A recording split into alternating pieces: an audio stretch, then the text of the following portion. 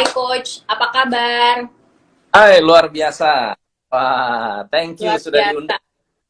Sama-sama Coach. Eh, Pokoknya kalau ketemu Coach itu selalu semangat gitu ya. Coach itu pagi, siang, sore, malam semangat terus. Terus salah fokus sama yang di belakang itu tuh ada emas-emas itu investasinya Coach.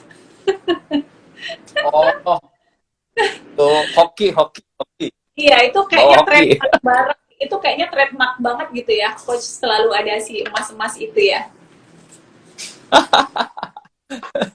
Ini sio-sio aja, sio. Shio. Anyway, emang Coach Shio apa lahirnya? Saya tikus. Oh, tikus. Saya kelinci anyway.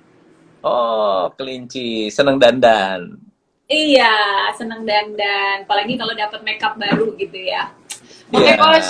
Sambil kita sapa-sapa ya. siap, Thank you so siap. much. Hari ini Coach Tom udah hadir di Income Talk, Ya, programnya Income. Dan bertepatan dengan Ramadan ini, kami membuat program ngabuburit income. Jadi kami memang datangkan sesuai dengan capability masing-masing. Seperti coach ini kan memang sangat mafhum gitu ya di dunia talent, di dunia tim seperti itu dan pengembangan bisnis. Dan saya lihat portofolionya Coach Tom ini luar biasa banget. Anyway, thank you so much incomers yang udah gabung, followernya Coach Tom, followernya saya. Semoga hari ini nanti bisa bermanfaat sharing-sharing dari kami. Boleh nanya apa aja. Kalau pertanyaannya menarik, nanti kita bisa jawab dan akan dapat hadiah langsung dari income seperti itu. Nah, Coach ya. Tom ini adalah CEO dan founder Top Coach Indonesia. Beliau juga pernah meraih penghargaan Muri sebagai seorang penulis bestseller buku, seorang writer juga, author ya.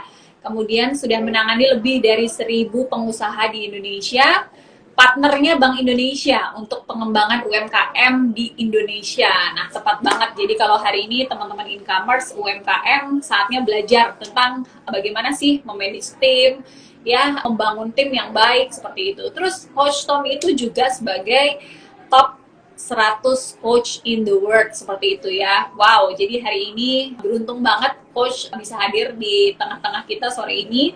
Dan tentunya nanti coach akan berbagi banyak hal tentang gimana sih rahasianya biar punya tim itu loyal gitu ya, nggak hit and run, nggak sebentar-sebentar resign, nggak sebentar-sebentar mau pindah gitu ya, pindah kapal gitu. Oke, coach, boleh disapa-sapa dulu followernya kita, Halo, silahkan. kawan. Apa kabar? Senang banget hari ini bisa hadir di IG Live yang ngetop dan banyak sekali pembicara yang ngetop juga yang hadir di sini. Jadi sangat-sangat merasa happy hari ini. Ya, oke coach. Anyway, sebelum kita melangkah jauh nih yang daging-daging, mau tahu dong coach, apa sih top coach Indonesia itu? Top Coach Indonesia adalah kumpulan pelatih-pelatih bisnis yang memiliki passion untuk membantu UKM. Kita bukan hanya saya ya di Top Coach Indonesia, ada banyak coaches yang memang senang untuk memberikan kelas dunia yang disimplify untuk UKM. Jadi tools-tools yang kita gunakan uh, tidak 100% buatan kita, tapi diterjemahkan untuk bisa membantu UKM. Misalnya contohnya alat-alat yang dipakai untuk mempercepat proses, marketing, kemudian bagaimana melakukan efisiensi. Ini semua adalah tools yang dipakai perusahaan besar, yang bisa dibilang kebanyakan kalau saya ke guru-guru saya selalu bilangnya tools ini nggak bisa dipakai oleh UKM. Jadi hanya bisa dipakai untuk perusahaan-perusahaan multinasional. Tapi saya nggak percaya karena UKM juga punya kemampuan kapasitas yang baik untuk bisa mengimplementasikan tools alat-alat seperti Lean, Six Sigma, TRIS, TQM, itu semua bisa dipakai. Cuma masalahnya gimana caranya agar bukan dalam ranah teori, tapi tahu cara implementasinya. Itu yang kita lakukan di Top Coach Indonesia. Ada berapa coach kalau sekarang timnya coach? Total kita certify ada 152 pelatih bisnis. 152 tim. It's not easy ya coach ya. Karena saya bisnis coaching ini juga kurang lebih seperti mirip-mirip model bisnisnya dengan real estate agent company. Correct me if I'm wrong ya coach. Ya. Benar. Ya. Karena bisnis manusia dan coach itu sifatnya partnership gitu. Betul ya coach ya? Betul. Betul. Okay, betul. So makanya leadership itu penting, kontrol itu penting, dan menjaga kualitas itu sangat penting. Oke. Tadi passionnya itu ingin membantu UMKM atau pebisnis di Indonesia seperti itu. Kenapa coach gitu? Kenapa you're calling terus and then your story sampai dengan hari ini bisa membangun tim yang segede itu gitu? Kenapa? Why gitu coach?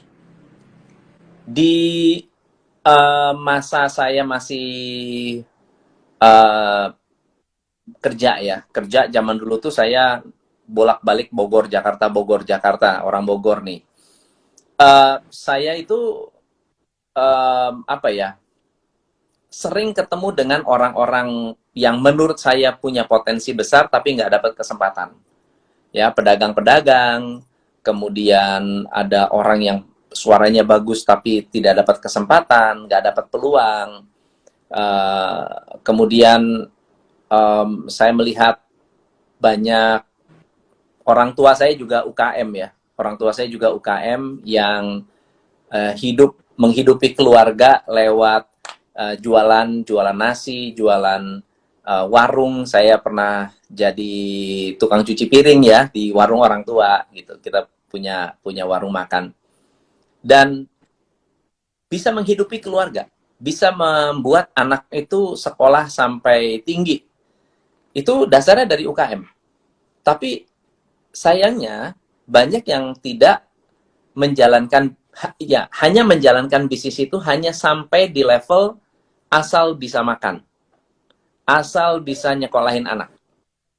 Tidak berpikir untuk lebih meningkatkan kesejahteraan lingkungan. Nah itu yang saya rasa Indonesia powerful sekali kalau para pengusahanya berpikir lebih besar. Nah, apalagi setelah itu saya bekerja di perusahaan-perusahaan besar. Tanggung jawabnya besar. Dan ketika saya membandingkan gitu ya, kehidupan saya di rumah, bantuin orang tua yang UKM, terus melihat pekerjaan saya di profesional, ternyata nggak jauh beda. Nggak jauh berbeda. Problemnya sama, kasusnya sama. Yang berbeda hanya pola pikirnya. Kalau pola pikir UKM itu hanya berpikir sebatas, yang penting saya bisa survive, di perusahaan besar, walaupun problemnya sama-sama susah cari orang, sama-sama bisa dibohongin karyawan, sama malahnya. Cuma yang di perusahaan besar ini berpikir lebih besar, sehingga mereka mengatasi masalahnya dengan sistem. UKM itu menyelesaikan masalah dengan berhenti. Ya udah deh, saya udah susah nih, repot ngurusin orang, mendingan saya ganti bisnis. Mendingan saya stop berbisnis. Mendingan saya ganti orang. Udah, begitu aja. Jadi, tidak selesai masalah, akar masalahnya nggak pernah selesai. Itu yang membuat saya melihat bahwa sebetulnya ini masalahnya banyak yang simple. Bisa diatasi dengan cara-cara yang sederhana. Tetapi, mentalnya nggak sampai ke sana. Akhirnya saya berpikir, gimana caranya ya? Ya udah deh, saya terlibatlah untuk bantu UKM. Sampai akhirnya ya Bank Indonesia melihat kita, kemudian berpartner dengan Top Coach Indonesia. Jadi kalau ada pengembangan wirausaha, Bank Indonesia minta masukan. sejak tahun 2014 tuh, 2014 minta masukan kita, gimana sih caranya model untuk mengembangkan UKM. Kalau dulu saya protes karena UKM dikasih uang, UKM jangan dikasih uang, habis uangnya. Ya, petani dikasih uang, habis uangnya. Harus dikasih pendidikan, jadi uangnya bermanfaat, gitu. Gitu kira-kira.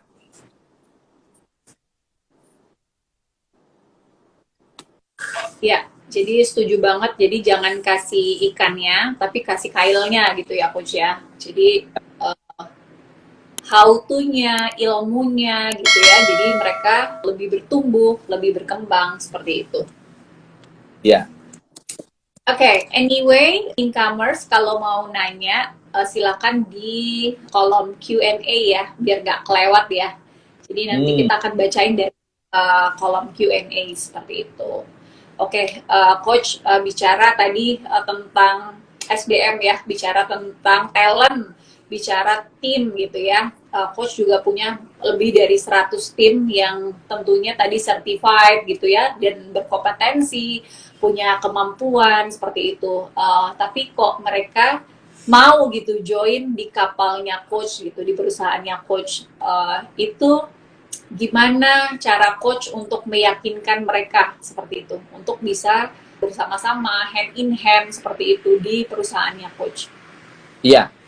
Kita mesti mengerti mengapa orang mau berada di sebuah. Biasanya motivasinya ada 3. Motivasi yang pertama adalah mereka ingin mengembangkan diri. Itu kalau ditanya, kamu kenapa kerja di sini? Oh, saya mau cari pengalaman, ya, mau mengembangkan diri.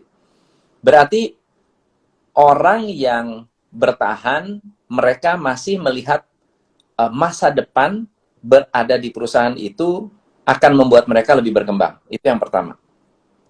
Motif yang kedua adalah mereka ingin mengikuti satu company yang punya, yang tidak egosentrik, yang tidak egois, tapi lebih kepada bermanfaat untuk orang banyak.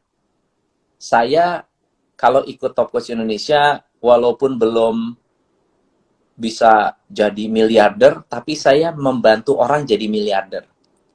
Wah, itu value-nya luar biasa. Ada seorang mantan konsultan yang sudah bekerja di konsultan besar luar biasa, lalu kemudian kerja di, ya, bergabung dengan kita, lalu kemudian saya tanya, dalam 1 bulan 2 bulan bergabung, saya tanya, kenapa kamu mau bertahan? Ini kan perusahaan kecil, kategorinya tuh kecil sekali gitu, bantunya UKM lagi, bukan perusahaan multinasional seperti Unilever, PNG, Telkom.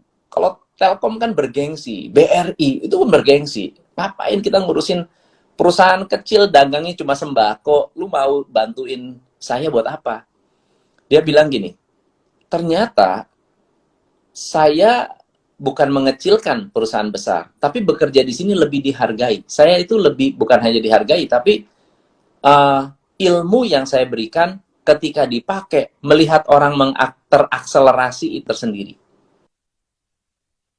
Ada kebanggaan tersendiri. Jadi punya kebanggaan karena ternyata menjadi bagian di Top Coach Indonesia itu lebih dari sekedar bekerja, lebih dari sekedar berbisnis.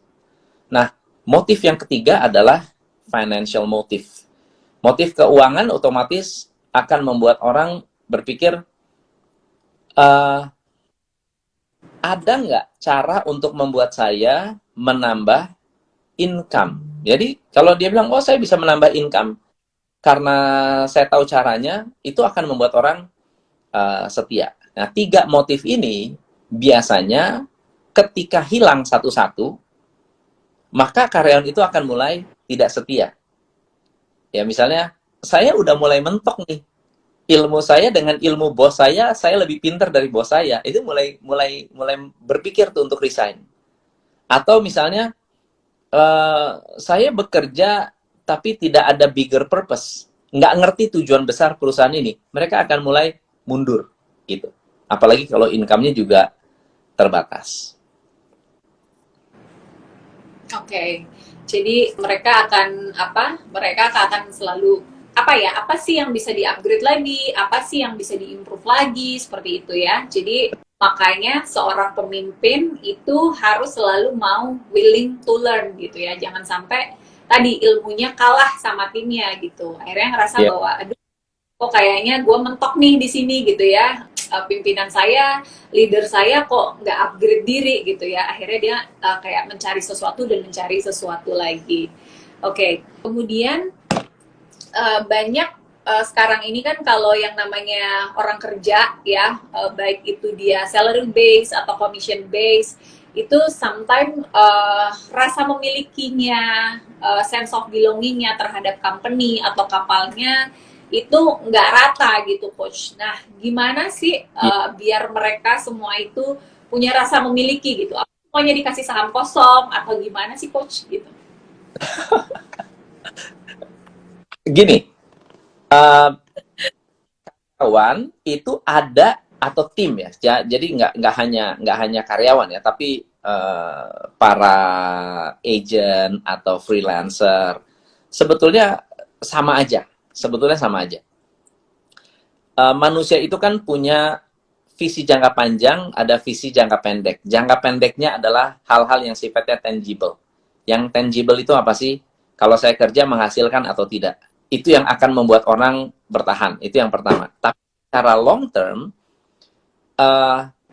apakah saya mendapatkan emotional benefit? Emotional benefit yang saya dapatkan dari berada di lingkungan ini. Emotional benefit datang dari siapa? Pertama ada leadernya. Si leader ini sejauh mana bisa dekat dengan timnya. Kalau saya, setiap Senin pasti ada coaches meeting. Misalnya ya, itu formal coaches meeting. Tetapi saya juga memantau KPI coaches kita. Dan kalau ada yang struggling, saya bantuin. Saya akan support. Atau saya kirim support. Saya kirim bantuan lewat koordinasi. Ini orang nggak ngerti keuangan, ternyata kliennya butuh keuangan, ya saya kirim orang keuangan supaya bisa bantu orang ini. Jadi, saling support ini membuat kita berada di satu, apa namanya, lingkungan yang kita nggak bisa lepas. Karena begitu ada coaches yang lepas sendiri, lalu kemudian ternyata sangat lonely. Yang namanya dunia coaching itu sangat lonely kalau sendirian gitu. Mentok, ada masalah, nggak tahu nanya sama siapa. Ternyata lebih enak kalau ada di dalam sebuah lingkungan yang orangnya tidak pelit ilmu, kemudian sangat suportif, siap bantu kapan aja, kemudian kita juga nggak hitung-hitungan. Culture ini ketika terbentuk akan menciptakan emotional benefit. Nah, kemudian mereka juga apa ya? Kalau orang dikasih kesempatan untuk berbagi ya, untuk sharing, mereka akan merasa ada apresiasi. Bukan karena ya gitu aja sudah merasa iya ya saya ini berharga gitu. Itu yang sebetulnya membuat orang itu senang berada di dalam lingkungan itu. Dan kita kita membiasakan atau membangun budaya edifikasi. Edifikasi itu bukan saya yang hebat. Saya mengajak memberikan kesempatan dan saya juga mengapresiasi orang lain. Bukan saya paling hebat, justru saya ngangkat coaches-coaches kita gitu. Dan kalau mereka merasa dihargai, nggak ada alasan buat mereka untuk keluar. Kecuali ada alasan yang sangat-sangat prinsipil gitu.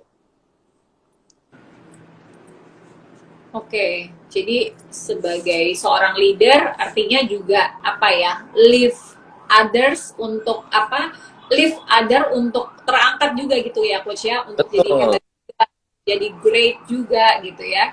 Edifikasi. Jadi sebagai seorang leader tuh kuncinya jangan mau hebat sendiri gitu ya, tapi bagaimana mengkaderisasi ya agar leader-leader yang lain di bawahnya itu juga bisa jadi juga seperti itu. Jadi kalau Betul. sukses itu bukan sukses sendiri, tapi sukses untuk tim yang ada di kapalnya masing-masing. Seperti itu. Keren banget. Nah, Coach, terkait tadi Coach sampaikan KPI. Nah, sebenarnya pointers KPI itu apa saja sih yang sebaiknya kita sebagai pemilik bisnis atau leader itu berikan gitu ke para timnya kita. Pertama, baik ataupun partnership ya sifatnya seperti itu. Oke. Kalau di TCI, KPI itu yang pertama harus berkorelasi dengan visi misi kita. Jadi kalau visi misi itu dipahami, dimengerti, lalu kemudian kita set up KPI yang berhubungan dengan visi misi, orang merasa bahwa saya melakukan ini dengan tujuan yang mulia, ya, tujuannya mulia. Jadi tujuan mulianya harus ada. Yang kedua adalah KPI itu harus berada di dalam mastery mereka. Banyak orang diberi KPI, tapi sebetulnya dia nggak kuasai. Atau ketika diberi KPI, jarang tercapai KPI-nya. Lama-lama akan frustrasi. Jadi key performance indicator yang kita berikan adalah within mastery. Orang itu jago di keuangan, udah fokus KPI-nya di keuangan. Orang itu jagonya di operation, ya fokus KPI-nya di operation.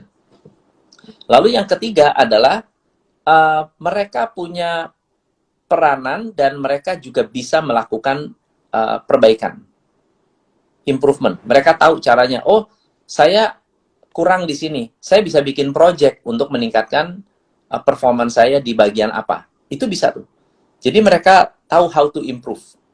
Dan dengan adanya KPI, kita bisa merancang sesi-sesi coaching dengan yang bersangkutan, supaya mereka bisa punya teman diskusi, sounding board. Dia bisa ngobrol, oh, saya punya masalah di sini nih, saya mau naikin KPI ini, kenapa saya nggak bisa ya? Ada teman untuk ngobrol, dan teman diskusi.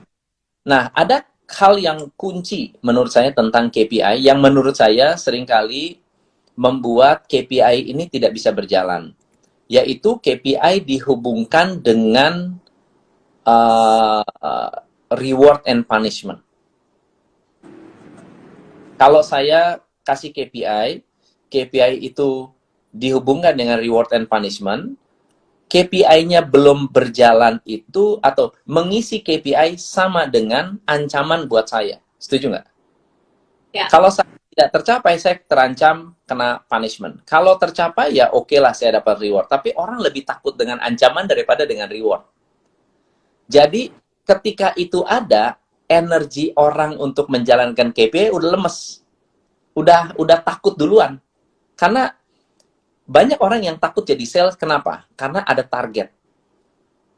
Kenapa kamu nggak mau jadi sales? Iya Pak, saya nggak bisa ditarget. Sekarang ada orang jadi admin, tiba-tiba dikasih target, langsung lemes energinya.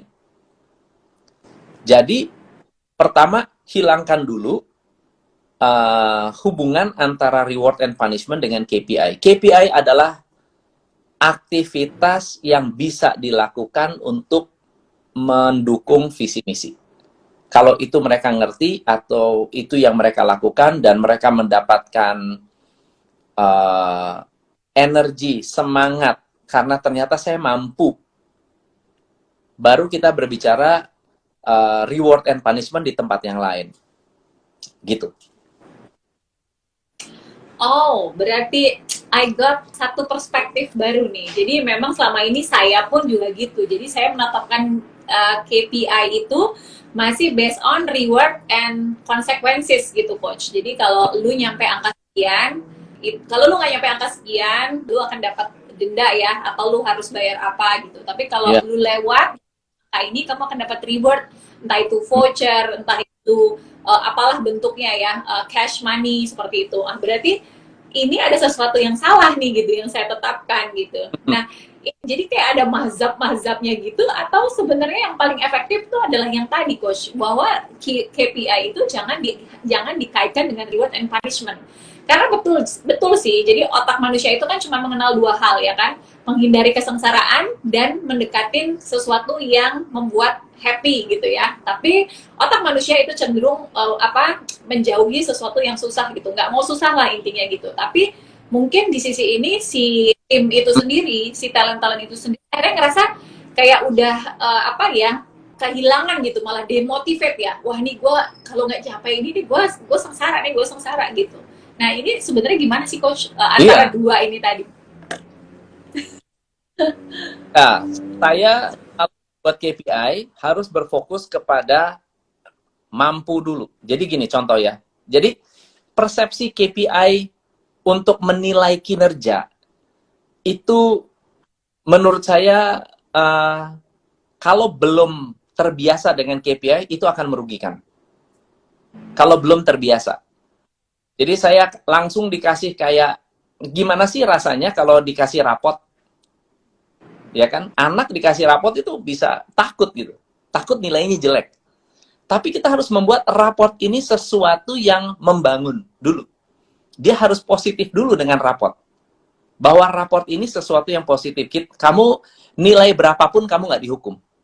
Nilai jelek tidak dihukum, nilai bagus tidak di-reward. Oke, itu yang pertama.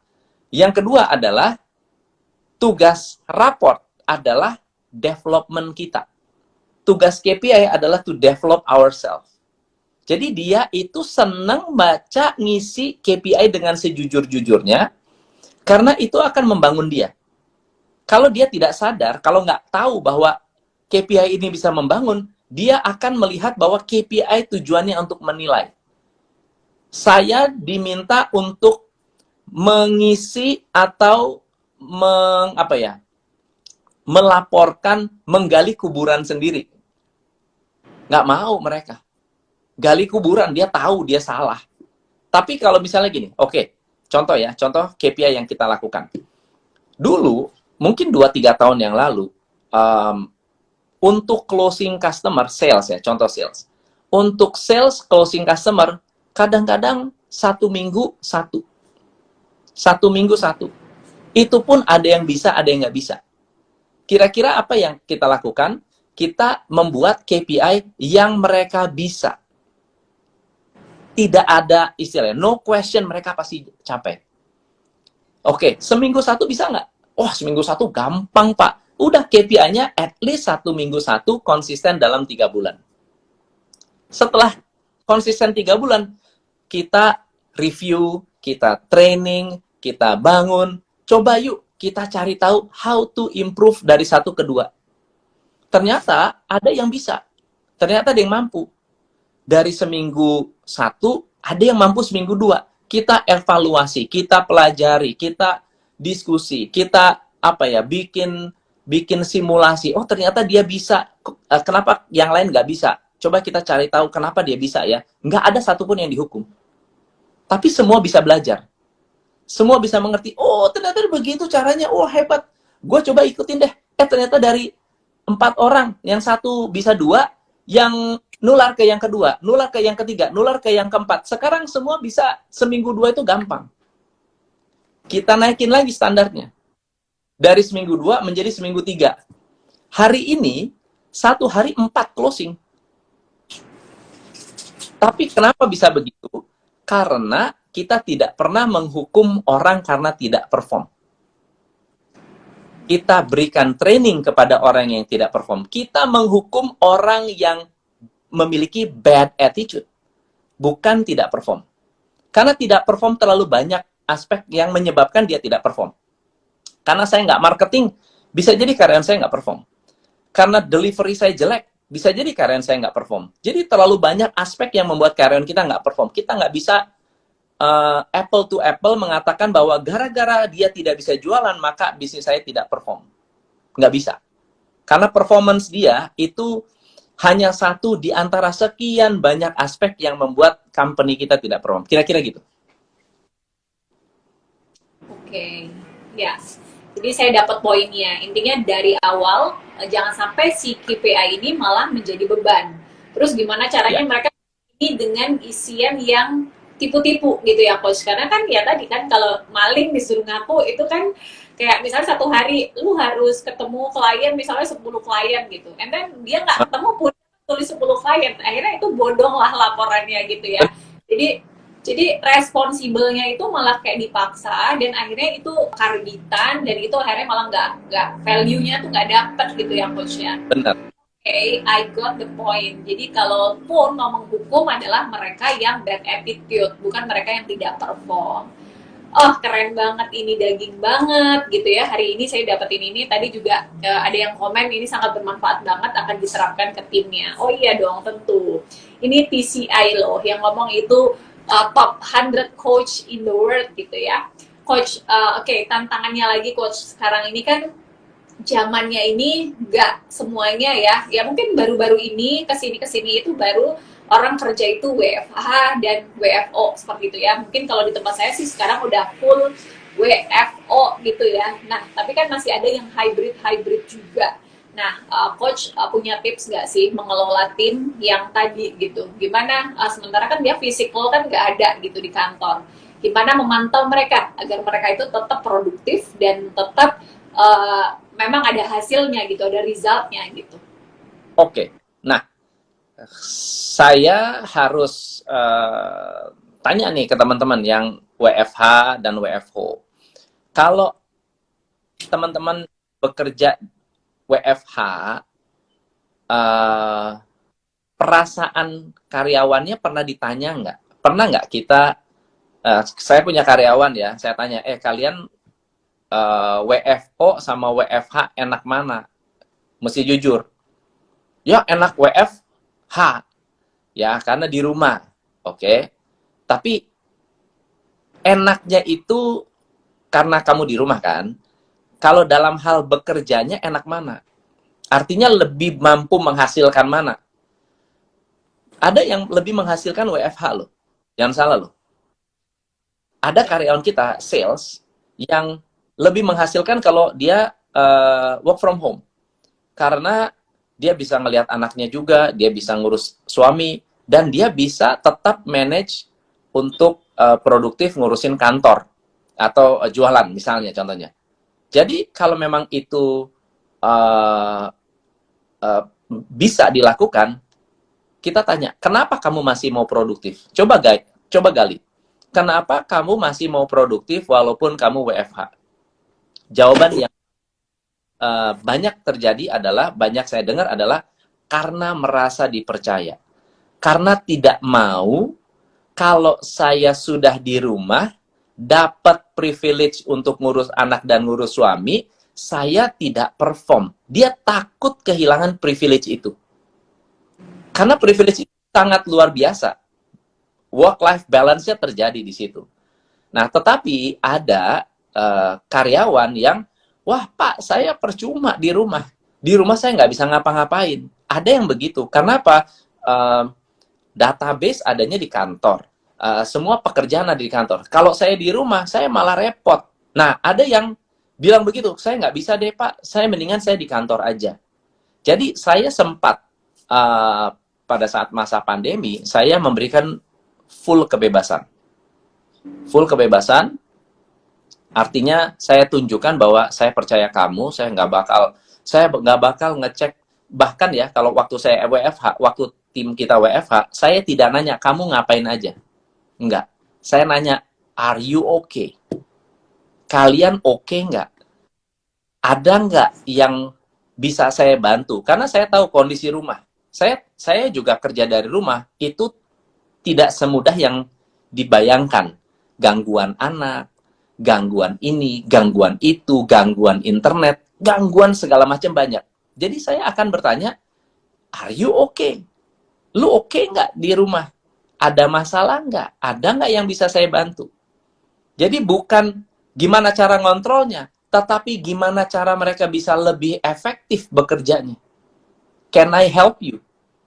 Jadi meskipun waktu awal-awal itu kita morning briefing, walaupun WFH kita morning briefing, kita Zoom jam 8.30 sampai jam 8.45 morning briefing, doa bersama tetap ada. Ya, kita review kerjaan bareng-bareng. Ya, ternyata masih semuanya aman aja, berarti saya bisa percaya begitu. Bukan kamu kerja atau enggak. Saya nggak peduli kamu bisa kerja atau enggak. Yang paling penting adalah kamu bisa menjaga kepercayaan saya apa enggak. Saya nggak peduli kamu bisa kerja apa enggak. Atau gini, kamu mau menjalankan tugas atau enggak, saya nggak pusing. Tapi pertanyaannya, I trust you until I cannot trust you. I trust you until I can't trust you gitu ya. Jadi Iya. itu mahal banget gitu ya, privilege yang diberikan oleh pimpinannya. Karena kan kalau di rumah itu ya nggak ada yang ngawasin, ya kan nggak ada Benar. CCTV, bobo-bobo siang pun bisa gitu ya. Terus apa namanya, mau sambil ngapain misalnya dengerin iPod juga oke gitu ya. Tapi kembali lagi itu tadi tentang sebuah kepercayaan ya. Kalau udah di rumah waktunya lebih banyak malah nggak perform gitu kan ya, mungkin Iya. saat itu perusahaan atau pimpinan sudah tidak bisa memberikan kepercayaan dan akhirnya juga lost opportunity dan rugi sendiri sih, seperti itu. Betul. Coach, tadi kan artinya kalau ngelihat secara pengembangan diri, seseorang itu mau bertahan ketika dia ngelihat bahwa oh, this company, this shape ini akan growth gitu ya, secara roadmap jelas gitu kan. Nah, gimana sih caranya, kan kalau leadernya nih semangat belajar menggebu-gebu gitu. Nah, gimana cara menularkan kepada timnya untuk mereka tuh juga mau belajar menggebu-gebu, misalnya kayak baca buku, ikutin workshop, webinar, apapun itulah yang sifatnya itu adalah self development gitu. Gimana caranya memancing mereka untuk sama spiritnya gitu, Coach? Gini ya, saya sih mungkin agak beda ini ya, beda apa namanya, beda semangatnya. Kita mungkin nggak bisa menuntut karyawan itu bekerja atau memiliki passion yang sama dengan kita. Nggak mungkin, nggak sekuat itu ya, karena backgroundnya berbeda, goalnya berbeda, kemudian memiliki uh, kapasitas dan kemampuan yang berbeda, maka kemauannya pun akan berbeda. Biasanya saya akan merangsang goal pribadi mereka. Jadi kalau di Top Coach Indonesia, kita punya filosofi karyawan perusahaan tugas perusahaan adalah membantu karyawan mencapai mimpinya. Baru karyawan akan membantu perusahaan mencapai mimpi-mimpi perusahaan.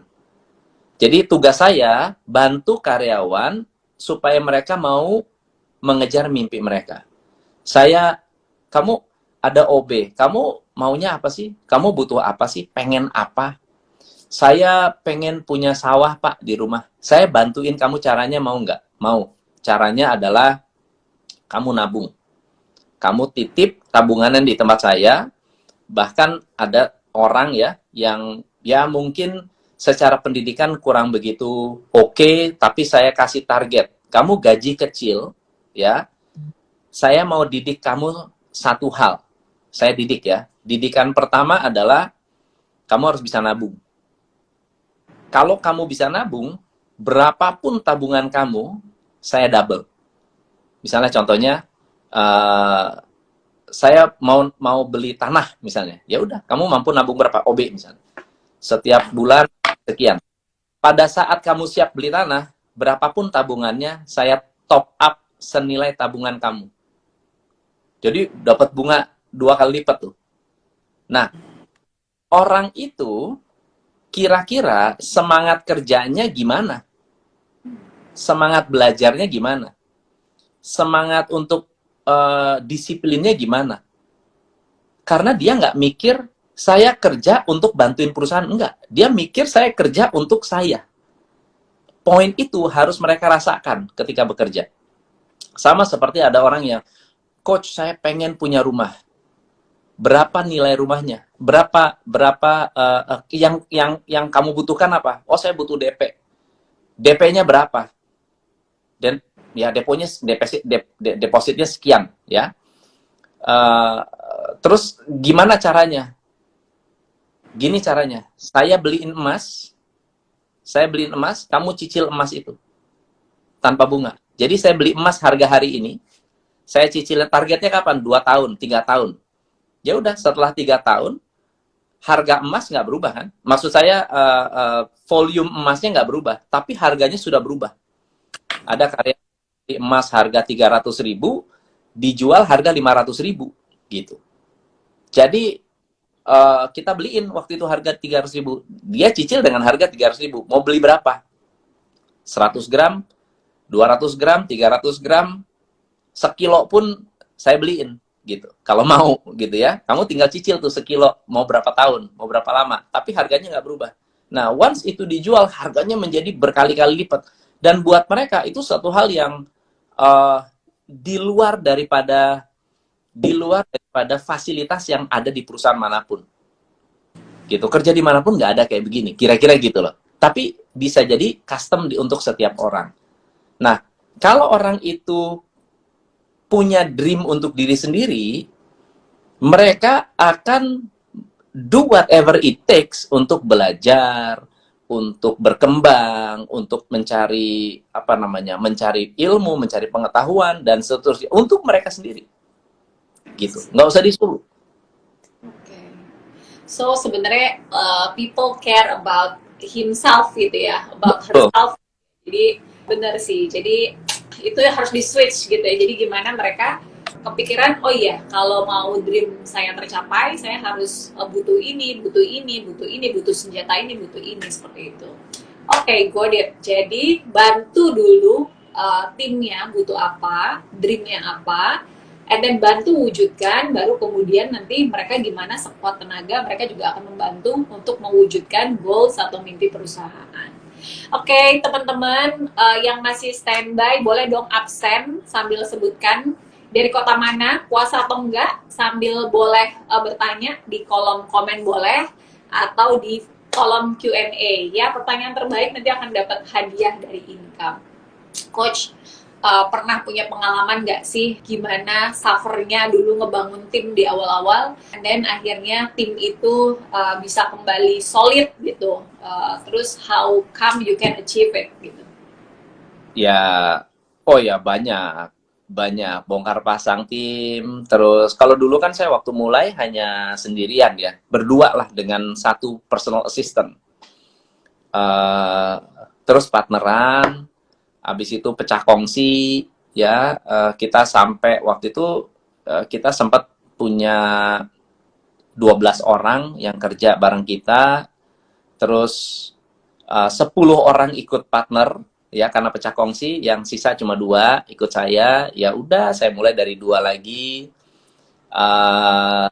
Terus kita juga pernah punya bongkar pasang orang sales karena terlalu dominan. Ada satu orang sangat dominan, senior gitu, semuanya egois, pengennya dia semua customer adalah milik dia. Jadi anak baru itu selalu merasa tertekan. Ya kita harus rubah pendekatan, dan akhirnya kita menjalankan apa yang sebetulnya saya ajarkan ke UKM, yaitu to systemize the business gitu. Ketika kita mensistemasi bisnis, banyak hal yang sebetulnya masalah menjadi tidak ada masalah. Misalnya contohnya, kalau dulu sales itu dikasih target, kalau tercapai kamu akan lulus jadi karyawan. Nah, senior-seniornya itu kebanyakan memberikan tugas yang berat, kasih kerjaan yang berat untuk menguji dong, ini kamu bisa nggak, serius nggak, semangat nggak. Saya sedikit bertolak belakang dengan prinsip itu. Kalau saya akan memberikan klien yang mudah-mudah untuk sales baru. Saya kasih semua yang gampang-gampang. Ini gampang closing, ini gampang closing, ini gampang closing. Yang gampang-gampang closing kita kasih ilmunya. Ini yang gampang closing. Dan ketika mereka closing, confident. Dan ketika confidence naik, mereka siap untuk take on challenge baru. Saya mau deh terima tantangan baru. Kenapa? Karena terbukti saya bisa melakukan closing ini. Kan dia nggak ngerti ini gampang atau susah. tapi kita bantu mereka untuk secepat mungkin closing. Nah, dengan sistemasi memungkinkan itu terjadi, gitu. Sehingga sales-sales yang ada, pengembangannya jauh lebih cepat daripada sebelum-sebelumnya. Kalau dulu, enggak. Keluar masuk. Jadi, yang jago cuma 1-2, 5-6 orang keluar masuk, keluar masuk, keluar masuk. Padahal banyak yang bagus-bagus juga. Tapi karena ditekan, di pressure sama atasannya, mereka jadi mental gitu. Akhirnya kita harus rubah sistem, rubah strategi. Itu yang membuat hari ini sangat sangat kondusif. Jadi kalau ada karyawan baru masuk, targetnya seminggu sudah bisa closing. Rekornya 2 hari udah closing gitu. Wow, On average gitu. keren. Nah, itu butuh tuh, saya butuh tuh. Coach, apa namanya? Keren banget. Jadi ya itu ya, pengalamannya itu bongkar pasang, sampai akhirnya ketemu tim yang betul-betul solid. Nah, tadi bicara tentang sistemasi, Coach. Sistemasi itu caranya gimana, Coach? Pakai script gitu-gitu. Terus how to-nya itu dari A to B sampai Z-nya itu dibuatin dalam script juga atau video atau apakah itu yang dimaksud dengan sistemasi itu, Coach? Ya, jadi sistemasi itu sederhananya adalah yang sukses diduplikasi. Itu prinsip sistemasi. Jadi bukan SOP. Kadang-kadang orang berpikir bahwa sistemasi itu adalah SOP, semuanya dibikin tertulis, semua dibikin ini, dibikin itu. Tetapi tidak yakin bahwa kalau dilakukan pasti sukses. Oke. Kita bukan metode gitu ya. Betul. Kita perlu membuat contoh sederhana ya. Contoh sederhana misalnya saya mau jualan workshop. Oke, saya mau jualan sebuah workshop. Workshop itu siapa yang paling pinter jualan? Yang paling mengerti kan saya. Berarti tim sales kalau tanding jualan pasti saya menang. Setuju nggak? Nah, gimana caranya supaya saya tidak usah jualan, tapi ilmu saya duplikat ke tim. Nah, tidak bisa diduplikasi ilmunya. Yang diduplikat adalah tekniknya. Nah, teknik itu kita harus standardize gitu. Kita standarisasi. Caranya gimana? Saya harus praktek jualan, terbukti closing, konversinya kebaca, sistem itu yang ditrainingkan ke tim kita. Nah,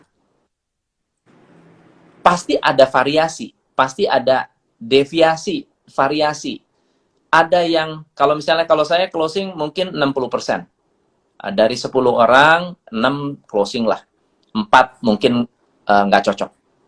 Tapi tim kita bisa jadi 50%. Bisa jadi 40% closing, 60% gagal. Which is itu jauh lebih baik daripada saya jualan sendirian. 40% conversion jauh lebih bagus daripada saya jual 10% tapi jualan cuma sendiri. Begitu. So, proven method itu kemudian akan menolong mereka dalam melakukan closing closing penjualan. Tapi biasanya sebelum kita benar-benar duplikat, saya juga mau tahu ada nggak yang lebih hebat dari saya. Jangan-jangan ada yang lebih bagus loh. Belum tentu saya paling hebat. Ada ternyata 65%, 70%. Ya jangan saya yang diduplikat. Mestinya dia sistem ilmu dia yang diduplikat gitu. Nah, metode duplikasinya ada 3. Yang pertama bersifat demonstrasi, ya. Trainingnya itu demonstrasi. Orang nongkrong ngeliatin orang itu kerja. Itu cara duplikat pertama. Yang kedua memang ada skrip. Tetapi yang namanya skrip itu seringkali jadi kaku ya. Orang menggunakan skrip itu jadi kaku. Jadi kalau ada skrip, kita harus membuat skrip itu menjadi milik mereka, bukan mereka membaca skrip.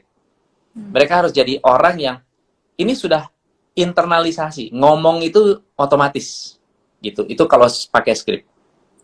Teknik yang ketiga adalah selain demonstrasi, dokumentasi, yang ketiga adalah mereka melakukan yang namanya audiobook, bikin apa ya, bikin recording, audio recording. Jadi yang jago lagi ngomong direkam, terus didengerin, terus lama-lama hafal kan?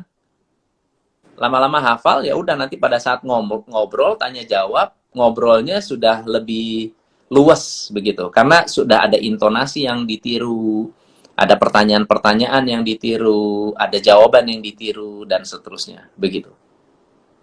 Oke, keren banget. Artinya kalaupun mau kasih skripnya itu kita kasih tahu frameworknya itu apa, cara berpikirnya tuh gimana gitu ya, Coach. Jangan mentok dikasih skrip doang, terus akhirnya nanti kalau lupa malah ngeblank, malah jadi nggak sama persis dan conversion rate-nya malah nggak dapet gitu ya. Benar, benar. Iya, Benar. iya. Oke, saya nih sambil catat banyak banget nih catatannya Coach nih banyak.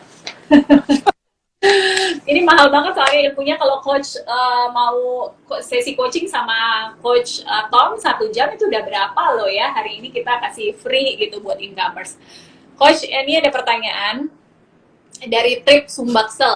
Saya dari Palembang. Saya cover area Sumbaksel dengan cakupan wilayah yang cukup luas. Bagaimana tips agar saya bisa melakukan visit yang maksimal dan mengcover area tersebut dengan baik seperti itu? Oke, karena berarti harus canvassing ya. Berarti harus canvassing. Nah, kalau canvassing berarti perlu membuat yang namanya apa ya, rute, penataan rute.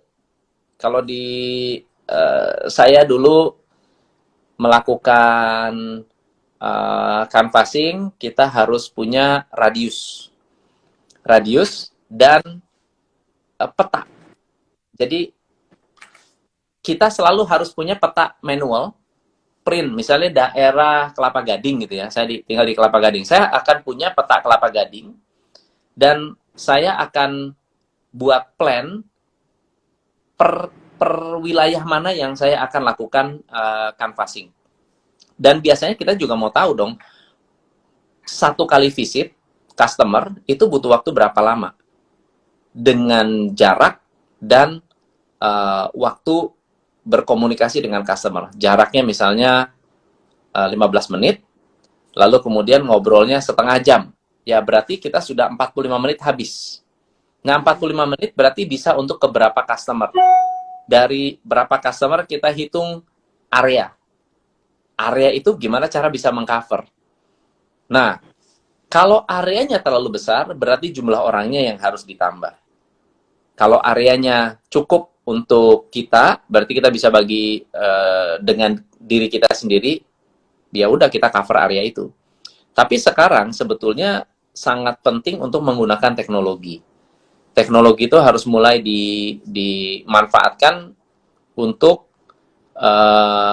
membuat apa ya, pool marketing. Jadi customer nyari kita, bukan kita nyari customer. Itu yang menurut saya harus di-develop ya saat ini ya. Meskipun memang ada hal-hal yang tidak bisa digantikan dengan face-to-face marketing. Ada sih. Oke, itu yang dimaksud sama funnel-funnel itu ya, Coach. Jadi kita bangun kolam gitu-gitu ya. Terus Betul. Nanti jadi loyal, jadi warm, jadi cold, jadi warm, jadi mungkin jadi lebih mengerucut lagi seperti itu ya. Benar. Anyway, kalau itu mau bahas semuanya nggak cukup nih nanti 2 jam. Nggak cukup. Pertanyaannya, Coach, satu kali lagi ya pertanyaan. Coach, boleh. bagaimana menjalin komunikasi leadership yang baik dengan karyawan? Berempati. Jadi komunikasi itu dasarnya harus empati. Empati akan membuat kita dekat dengan orang. Nah, dekat itu bukan berarti apa ya? Dekat itu bukan berarti kita tidak punya jarak ya. Artinya terlalu hilang ya. Batasan itu hilang. Bukan berarti seperti itu. Tapi kita bisa memahami kondisi orang yang kita ajak bicara. Dengan kita berempati, kita akan lebih respect. Komunikasi yang terbaik yang didasari oleh empati, kita akan melahirkan rasa respect. Respect yang hormat. Ya, berkomunikasi dengan rasa hormat. Banyak dari leader, mentang-mentang leader, dan tahu tidak ada resiko bahwa karyawan itu akan, misalnya kita bercanda keterlaluan, ya pasti nggak bakal ada yang protes. Tetapi tidak respect. Itu akan menanamkan benih negatif ke karyawan kita. Ya, karena terkadang kita kalau dekat, kecenderungannya kebalikan dari respect. Malah lebih berani untuk bully, berani untuk bercanda yang keterlaluan. Justru semakin dekat harusnya kita semakin respect, semakin hormat. Nah, ketika hormat, komunikasi itu menjadi lebih enak, lebih apa ya, lebih dewasa gitu. Lebih dewasa gitu. Awali dengan empati, berkomunikasi dengan hormat dan respect. Oke, jadi jangan mentang-mentang udah deket nih pimpinannya, terus kita ngebully sesuka-suka hati gitu ya. Jadi tetap harus empati, tetap harus respect. Jadi itu akan menjadi kunci komunikasi yang baik, leadership antara pimpinan ke timnya, seperti itu. Coach, Yes. sebelum itu, boleh kasih pesan untuk teman-teman incomers yang saat ini mungkin sedang struggle membangun tim, sedang struggle nge-build kapalnya, sebelum kita tutup acara. Oke. Tidak ada masalah yang tidak ada solusinya. Buat teman-teman yang hari ini punya masalah, teman-teman harus tahu bahwa problem yang kita hadapi datang ke kita karena kita punya solusinya. Nah, problemnya adalah apakah kita sudah menggunakan semua sumber daya yang kita miliki untuk menyelesaikan masalah itu. Karena definisi masalah kan, saya dapat masalah, katanya Tuhan akan memberikan masalah kepada umatnya karena tahu umatnya bisa menyelesaikan. Berarti dari definisi itu saja, semua problem yang Anda hadapi itu ada solusinya. Bisa Anda atasi dan cuma Anda yang mampu. Nah, yang jadi masalah, apakah Anda sudah menggunakan semua daya, kekuatan, kemampuan, network, pikiran, kerja keras yang Anda miliki. Kebanyakan dari kita dapat masalah, lalu kemudian lemes dengan masalah itu. Bukan semangat karena ada masalah. Ketika ada masalah justru harus tambah semangat. Kenapa? Karena kita menemukan limitnya kita. Dapat limitnya. Oh, ini masalah saya nggak bisa atasi. Oh, ini limitnya saya. Kalau saya bisa atasi masalah ini, saya keluar dari limit itu. Kita dapat limit yang baru. Dapat top up energi, top up kemampuan. So, be happy dengan semua masalah yang Anda hadapi. Tugas Anda adalah menambah pengetahuan agar jangan mengecilkan masalah. Nambah ilmu supaya masalahnya mengecil. Begitu. Semoga bermanfaat. Thank you. Keren banget, Coach. Jadi kalau ada masalah itu pasti teman-teman mau naik kelas. Incomers mau naik kelas. Oke, anyway, thank you so much incomers, Coach Tom yang sudah sharing hari ini. Tidak terasa 1 jam. Nanti untuk teman-teman yang ketinggalan bisa melihat, bisa nonton di YouTube channel Endang Wasyati Wirono dan Income Talk. Semoga sharing kami hari ini membawa berkat dan manfaat. Selamat berbuka puasa. Kami berdua mohon maaf apabila ada kesalahan. Terima kasih. Salam cuan. Salam cuan. Thank you. Bye-bye.